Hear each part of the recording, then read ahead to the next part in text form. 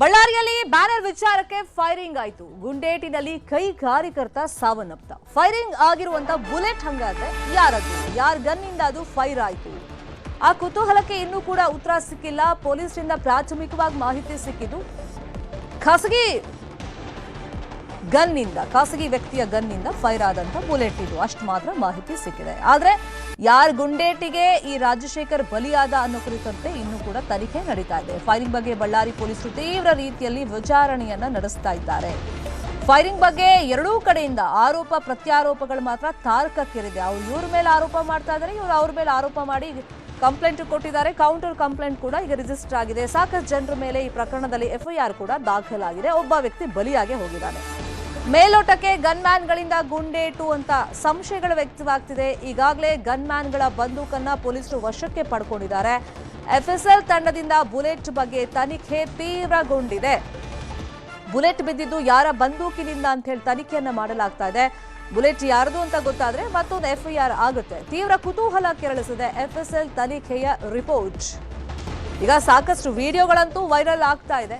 ಅಲ್ಲಿ ಮನಸ್ಸೋ ಇಚ್ಛೆ ಫೈರಿಂಗ್ ಅನ್ನೇನೋ ಮಾಡ್ತಾ ಇದ್ದಾರೆ, ಗಾಳಿಯಲ್ಲಿ ಗುಂಡು ಹಾರಿಸಿದ್ದು ಅಂತ ಹೇಳ್ತಾ ಇದ್ದಾರೆ ಪರಿಸ್ಥಿತಿಯನ್ನ ಕಂಟ್ರೋಲ್ ಮಾಡೋದಕ್ಕೆ. ಆದ್ರೆ ಒಬ್ಬ ವ್ಯಕ್ತಿ ಇಲ್ಲಿ ಬಲಿಯಾಗಿರೋದ್ರಿಂದ ಯಾರ್ ಗುಂಡೇಟಿಗೆ ಬಲಿಯಾದ ಅಂತ ಬೇಕಲ್ಲ, ಹಾಗಾಗಿ ಪ್ರತಿಯೊಂದು ವಿಡಿಯೋ ಪರಿಶೀಲನೆಯನ್ನು ಪೊಲೀಸರು ಮಾಡ್ತಾ ಇದ್ದಾರೆ. ಮತ್ತೊಂದು ಕಡೆ ಅಲ್ಲಿ ಫೈರ್ ಮಾಡಿದವರ ಎಲ್ಲ ಬಂದೂಕುಗಳನ್ನ ವಶಕ್ಕೆ ಪಡೆದಿದ್ದಾರೆ. ಅದನ್ನ ಎಫ್ಎಸ್ಎಲ್ಗೆ ಕಳಿಸ್ಕೊಟ್ಟಿದ್ದಾರೆ. ಎಫ್ಎಸ್ಎಲ್ ನಿಂದ ರಿಪೋರ್ಟ್ ಬರ್ತಾ ಇದ್ದಂಗೆ ಯಾರು ಬಂದೂಕಿನಿಂದ ಫೈರ್ ಆಗಿದ್ದು ಅಂತ ಪರ್ಟಿಕ್ಯುಲರ್ ಆಗಿ ಗೊತ್ತಾದ್ಮೇಲೆ ಮತ್ತೊಂದು ಎಫ್ಐಆರ್ ಅಂತೂ ಖಂಡಿತ ಆಗೇ ಆಗುತ್ತೆ. ಸೊ ಈ ಬಗ್ಗೆ ಎಲ್ಲ ಸಹಜವಾಗಿ ಒಂದಿಷ್ಟು ಕುತೂಹಲ ಅಂತೂ ಇದ್ದೇ ಇದೆ. ಇನ್ನೊಂದ್ ಕಡೆ ರಾಜಕೀಯ ಕೂಡ ಈ ವಿಷಯವಾಗಿ ತೀವ್ರಗೊಂಡಿದೆ.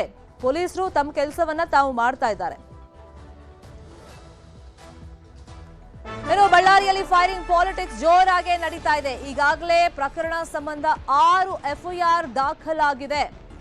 ಶಾಸಕ ನಾರಾ ಭರತ್ ರೆಡ್ಡಿ ವಿರುದ್ಧ 2 ದೂರನ್ನ ದಾಖಲು ಮಾಡಲಾಗಿದೆ.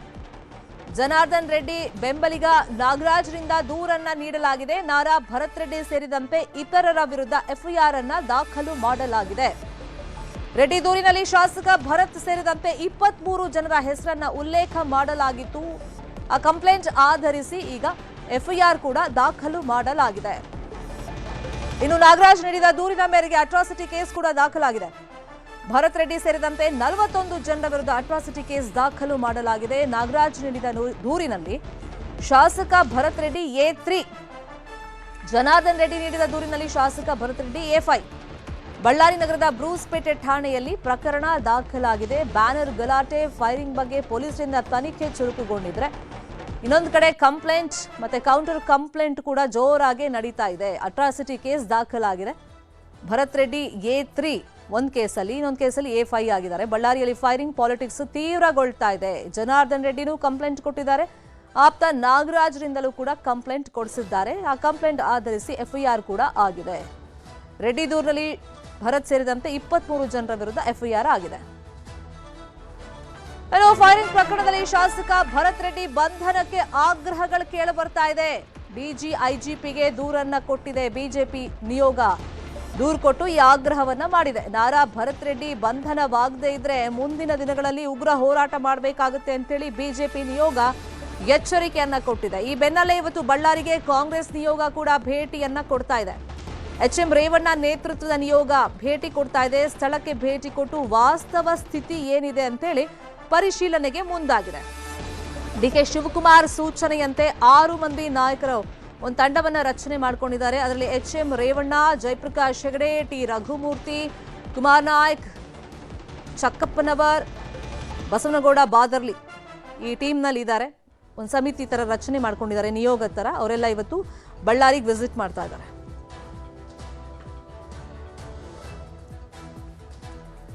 ಅದೇ ವಿಚಾರವಾಗಿ ಇನ್ನಷ್ಟು ಡೀಟೇಲ್ ಆಗಿ ಇನ್ಫಾರ್ಮೇಶನ್ ಕೊಡ್ತಾ ಹೋಗೋದಕ್ಕೆ ನೇರ ಸಂಪರ್ಕದಲ್ಲಿ ಕನೆಕ್ಟ್ ಆಗಿದ್ದಾರೆ ನಮ್ಮ ರಿಪೋರ್ಟರ್ ಬಸವರಾಜು. ಒಂದು ಕಡೆ ಪೊಲೀಸರ ತನಿಖೆ ಮುಂದುವರೆದಿದೆ, ಯಾರ್ ಗುಂಡೇಟಿಗೆ ರಾಜಶೇಖರ್ ಬಲಿಯಾದ ಅಂತೇಳಿ.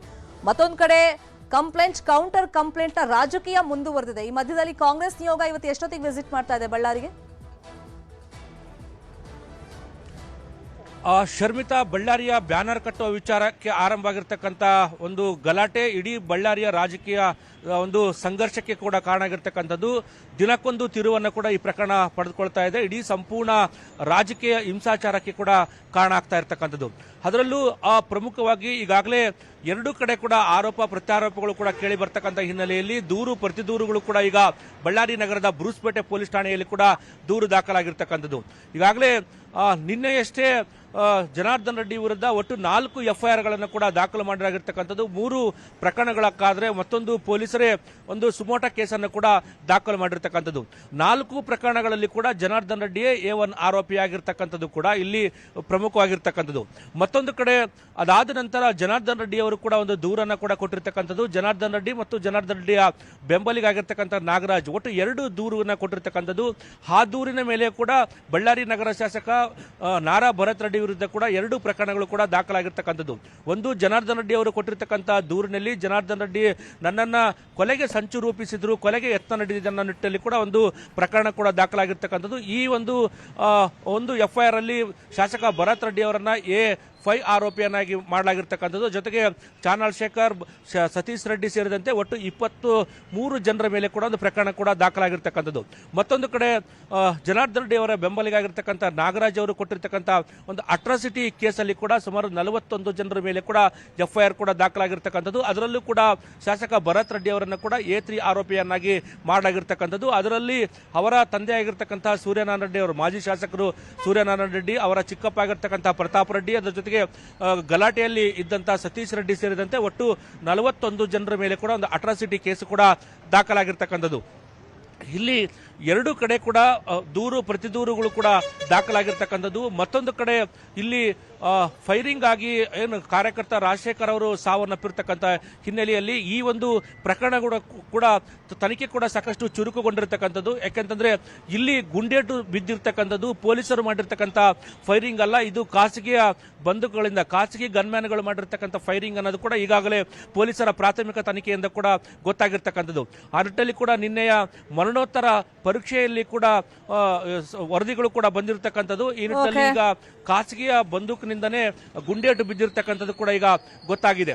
ಆ ನಿಟ್ಟಿನಲ್ಲಿ ಪೊಲೀಸರು ಇವತ್ತು ಇದು ಯಾರಿಗೆ ಸೇರಿದ ಬುಲೆಟ್ ಅನ್ನೋದು ಕೂಡ ಇವತ್ತು ಪೊಲೀಸರು ತಿಳಿಸ್ತಕ್ಕಂಥ ಸಾಧ್ಯತೆ ಕೂಡ ಇರತಕ್ಕಂಥದ್ದು. ಮತ್ತೊಂದು ಕಡೆ ಇಡೀ ಘಟನೆ ಸಾಕಷ್ಟು ರಾಜ್ಯದಲ್ಲಿ ರಾಜಕೀಯ ಸಂಘರ್ಷಕ್ಕೆ ಕಾರಣ ಆಗ್ತಕ್ಕಂಥ ಹಿನ್ನೆಲೆಯಲ್ಲಿ ಇವತ್ತು ಕೆಪಿಸಿಸಿ ನಿಯೋಗ ಅಂದ್ರೆ ಕೆಪಿಸಿಸಿ ಅಧ್ಯಕ್ಷರ ಸೂಚನೆ ಮೇರೆಗೆ ಇವತ್ತು ಕಾಂಗ್ರೆಸ್ನ ಒಂದು ನಿಯೋಗ ಕೂಡ ಬಳ್ಳಾರಿಗೆ ಬರ್ತಕ್ಕಂಥದ್ದು. ಅದು ಗ್ಯಾರಂಟಿಯ ಅಧ್ಯಕ್ಷರಾಗಿರ್ತಕ್ಕಂಥ HM ರೇವಣ್ಣ ಅವರ ನೇತೃತ್ವದಲ್ಲಿ 6 ಜನರ ತಂಡ ಬಳ್ಳಾರಿಗೆ ಬಂದು ಇಡೀ ಘಟನೆಯ ವಾಸ್ತವಾಂಶವನ್ನು ಕೂಡ ನಿಯೋಗ ತಿಳಿತಕ್ಕಂಥ ಸಾಧ್ಯತೆಗಳು ಕೂಡ ಇರ್ತಕ್ಕಂಥದ್ದು. ಶರ್ಮಿತಾ, ಫಾಲೋ ಅಪ್ ಮಾಡೋಣ ಸುದ್ದಿನ.